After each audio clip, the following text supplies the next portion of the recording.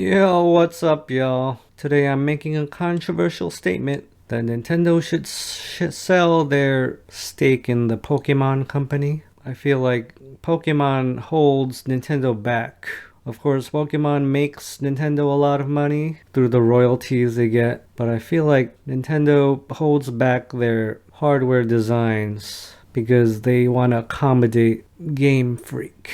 If you think about Game Freak, they're not really loyal to Nintendo. One of the first games I ever heard that Game Freak made was Pulseman on the Sega Mega Drive or Genesis. So right there you could see that they're not loyal to Nintendo. And also during the Wii U era, they made a game and put it on Steam instead of Wii U. It was called Tembo the Badass Elephant. And when people asked them why it wasn't on Wii U, they said, oh, you could buy Harmonite on 3DS. They just completely avoided the question. So you can tell that they really don't have a love for Nintendo, that it's more of a business relationship. Nintendo really holds back the power of their hardware so that Pokemon can fit on it. For example, the Switch. If they didn't own a stake in Pokemon, who knows, they might not have made the Switch a handheld, because why would they want to make a game system that's less powerful than the Xbox One or PS4?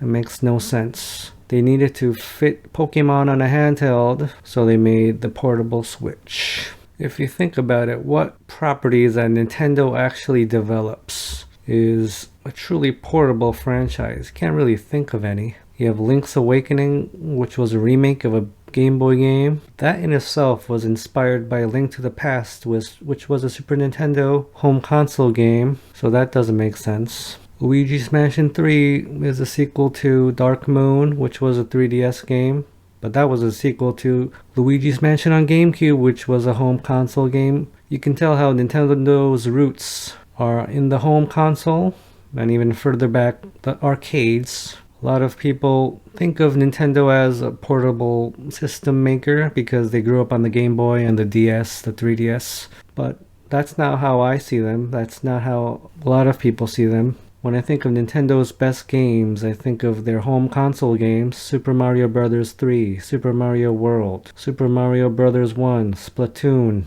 Legend of Zelda, Ocarina of Time, Breath of the Wild. The list goes on. Of course, I don't think that Nintendo's not going to make a portable for their next system. It's their niche.